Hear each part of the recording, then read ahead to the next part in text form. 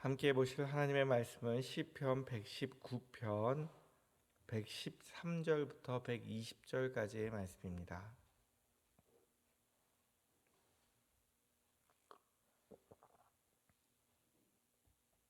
시편 119편 113절부터 120절까지의 말씀 한 절씩 교독하도록 하겠습니다. 내가 두 마음 품는 자들을 미워하고 주의 법을 사랑하나이다.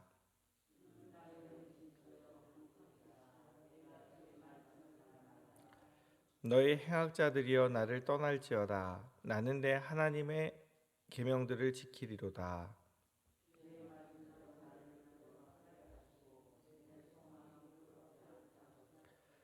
나를 붙드소서. 그리하시면 내가 구원을 얻고 주의 율례들에 항상 주의하리이다.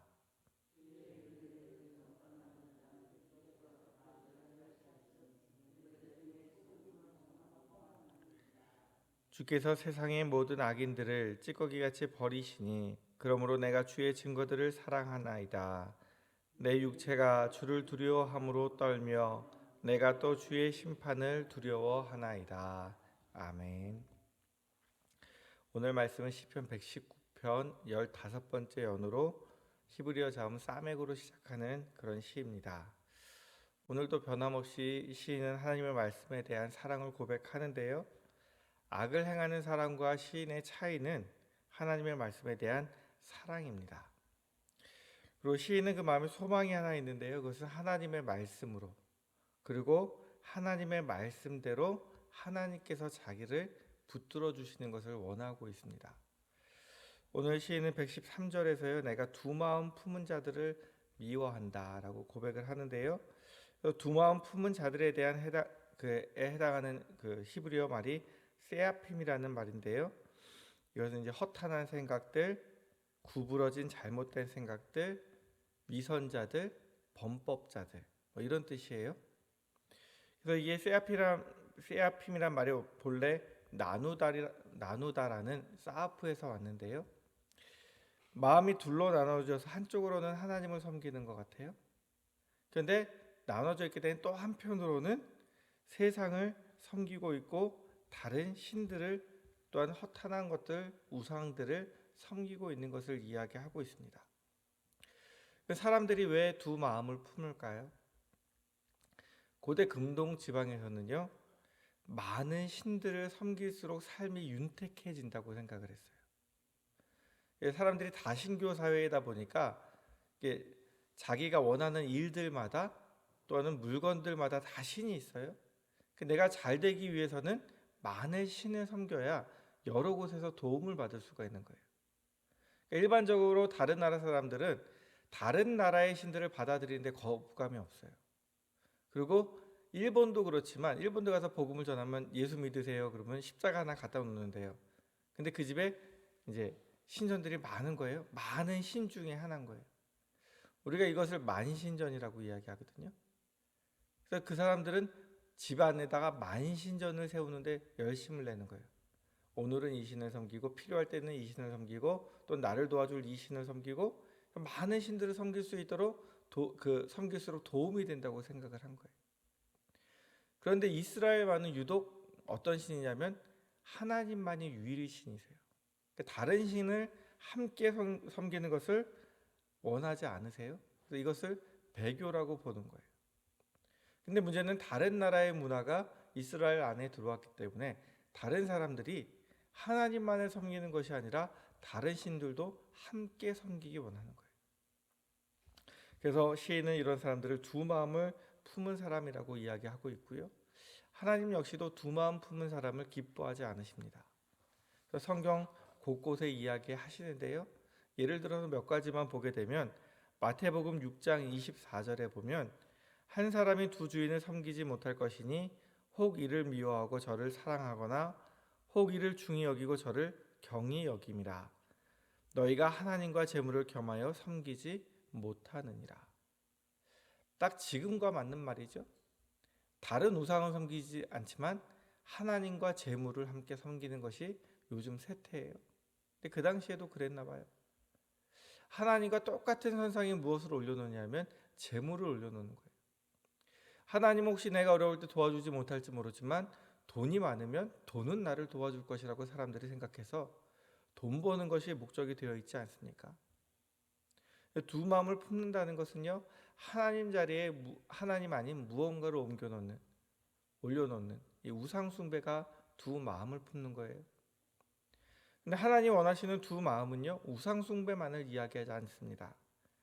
하나님을 온전히 믿지 못하는 것도 두 마음입니다. 야고보서 1장 6절에서 8절에 보면 이렇게 말씀하세요. 오직 믿음으로 구하고 조금도 의심하지 말라. 의심하는 자는 마치 바람에 밀려 요동하는 바다 물결 같으니 이런 사람은 무엇이든지 주께 얻기를 생각하지 말라. 두 마음을 품어 모든 일에 정함이 없는 자로다. 두 마음을 품어서 모든 일에 정함이 없는 사람 특징이 무엇이냐 하면 믿음으로 구하지 않는 거예요. 지금 내가 급하기 때문에 다급해서 지푸라기 잡는 심정으로 기도는 하지만 믿지는 않는 거예요. 내가 하나님께 나와서 하나님께 기도는 하지만 하나님이 이것을 과연 들어주실 수 있을까?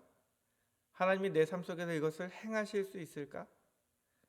하나님을 믿지 못하는 마음이에요. 하나님께서는 이런 자의 기도를 듣지 않으신다고 말씀하세요. 하나님은 우리가 온전히 하나님을 믿고 신뢰하기를 원하고 계시는 거예요. 에스겔서에서 보면요, 이 두 마음을요, 굳은 마음과 부드러운 마음이라고 표현을 해요. 굳은 마음은 하나님을 섬기지 못하거나 믿지 못하는 마음이라면, 부드러운 마음은 하나님께서 이제 이 마음을 우리의 마음 속에서 제거하시고 하나님만 믿고 하나님만 신뢰하고 섬기는 그 마음을 넣어주시겠다고 약속을 하신 거예요. 그래서 하나님을 믿지 못하는 마음과 하나님을 믿는 마음, 이 두 마음에 대해서 이야기하고 있고요. 한 걸음 더 나아가면 빌립보서에 가면요, 우리가 의지로 하나님을 믿고 섬기는 것을 넘어서 그리스도 안에서 한 마음을 품으라라고 이야기하고 있습니다. 두 마음이 아니라 어떤 마음을 품으라고요? 한 마음을 품으래요. 우리가 하나님과의 관계도 중요하지만 하나님과의 관계가 바로 서게 되면 내 옆에 있는 사람과의 관계도 굉장히 중요하다고 말씀하시는 거예요. 그러니까 내가 하나님만 의지하는 사람이라면 하나님이 주시는 마음을 가지고 내 옆에 있는 사람과 같은 마음을 품어야 된다는 거예요. 근데 그것은 내 생각과 내 노력으로 되는 것이 아니고 주님의 마음을 우리에게 주셔야 우리가 그 마음을 품을 수 있다라고 이야기를 하고 있습니다. 다시 본문으로 돌아가면 시인은요, 오늘 말씀에서 두 마음을 품은 사람들, 하나님을 섬기는 척하지만 우상을 섬기는 사람들, 하나님을 섬기는 척하지만 악을 따르는 사람들, 하나님의 말씀대로 살아가는 척하지만 자기 마음대로 살아가는 사람들, 이런 사람들을 멀리하고 나는 하나님의 법을 가까이 하겠다라고 다짐하고 있습니다. 그러나 이 일이 쉬운 일이 아니기 때문에 116절과 117절에 이렇게 간절하게 기도합니다. 주의 말씀대로 나를 붙들어 살게 하시고 내 소망이 부끄럽지 않게 하소서. 하나님의 말씀대로 누구를 붙들어 주셔야 돼요? 하나님께서 나를 붙들어 주셔야 내가 하나님을 갖고 있는 소망이 부끄러워지지 않는다라고 고백합니다. 그리고 117절에는 다시 이렇게 기도해요. 나를 붙드소서. 그리하시면 내가 구원을 얻고 주의 율례들에 항상 주의하리이다. 내가 하나님을 붙들겠다고 이야기하는 것이 아니라 하나님이 나를 붙들어 달라고 기도하고 있습니다. 우리가 하나님 앞에서 한 마음을 품고 하나님을 사랑하며 섬길 수 있는 능력이 우리에게 없어요. 그래서 우리가 기도해야 될 것은 무엇이냐면 매일 아침 시작할 때 하나님, 내 마음과 생각을 붙들어 주십시오. 내가 하나님께 집중할 수 있도록, 내가 하나님을 바라볼 수 있도록 도와주십시오. 그래서 116절 말씀처럼 시인의 소망은 하나님의 말씀에 붙들려 살아가는 거예요. 117절 말씀처럼 하나님이 붙들어 주시기를 간절히 원하고 있는 거예요. 세상 사람들처럼 성공한 인생, 부유한 인생이 소망이 아니고요, 하나님의 말씀에 붙들려 살아가는 것이 소망입니다. 오늘 주 앞에 나와서 기도하는 우리의 소망은 무엇입니까? 옛날 정한수를 떠놓고 기도하던 것처럼 그 옛 어머니들처럼 하나님 우리 가족들 건강하게 해주세요. 물질의 복을 주세요. 이것이 우리의 소망의 전부입니까? 주님은 산상수훈에서요, 세상의 복만을 바라보고 있는 사람들에게 이렇게 말씀하셨어요. 그러므로 염려하여 이르기를 무엇을 먹을까, 무엇을 마실까, 무엇을 입을까 하지 말라. 이는 다 이방인들이 구하는 것이라.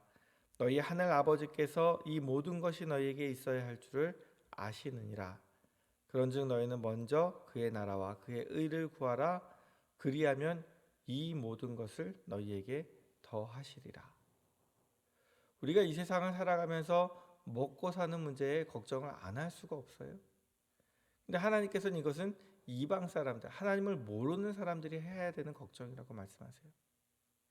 우리가 먼저 하나님의 나라와 의를 구하면 이 모든 것이 무엇이겠어요? 무엇을 먹을까? 무엇을 입을까? 무엇을 마실까? 우리가 고민하는 이 모든 것들, 우리가 살아가는 모든 것들을 하나님 덤으로 주신다고 약속을 하고 계시는 거예요. 그러니까 가장 먼저 우리가 해야 될 것이 무엇이냐면 아침에 일어나서 오늘은 뭐 먹지? 오늘은 어떻게 하지? 오늘은 무엇을 입지? 오늘은 무엇을 어떻게 하면 돈을 벌 수 있지? 이것이 아니라 하나님 오늘도 어떻게 하면 하나님의 말씀대로 살 수 있죠? 이것을 고민하면 하나님이 다른 부분들 책임져 주시겠다는 거예요. 오늘 시인처럼 하나님의 말씀을 소망을 두고 하나님을 신뢰하시는 분들이 되시기 바랍니다. 우리가 먼저 하나님을 생각하고 하나님의 뜻을 구하는 자, 먹고 사는 문제까지 하나님께 맡기는 그 사람들, 이런 사람은 오직 하나님만 바라보는 사람이고요. 그렇지 않은 사람을 두 마음 품은 자라고 이야기하고 있습니다. 오늘 기도하는 성도님과 제가 두 마음을 품는 것이 아니라 하나님 어떻게 해야 오늘도 하나님 말씀대로 살 수 있을지 하나님 내 마음과 생각을 붙들어 달라고 기도하고 하나님과 동행하는 길로, 하나님만 섬기는 길로, 하나님만 신뢰하는 길로 나아가는 저와 성도님들이 되기 원합니다. 기도하시겠습니다. 하나님 아버지, 우리가 두 마음을 품고 살아갈까 두렵습니다. 때로 하나님보다 다른 것을 의지하기도 하고 때론 기도하면서도 믿지 못하고 의심하는 우리의 모습들을 바라봅니다. 주님의 말씀대로 우리를 붙들어 주셔서 하나님만 의지하게 하시고 하나님을 온전히 신뢰할 수 있도록 도와주옵소서. 주님의 말씀에 붙들려 살아가기 원하오니 성령 하나님, 우리의 마음과 생각을 붙들어 주시고 성령님의 인도하심을 따라 더욱 주님을 사랑하며 살아갈 수 있도록 함께하여 주옵소서. 예수 그리스도의 이름으로 기도드립니다.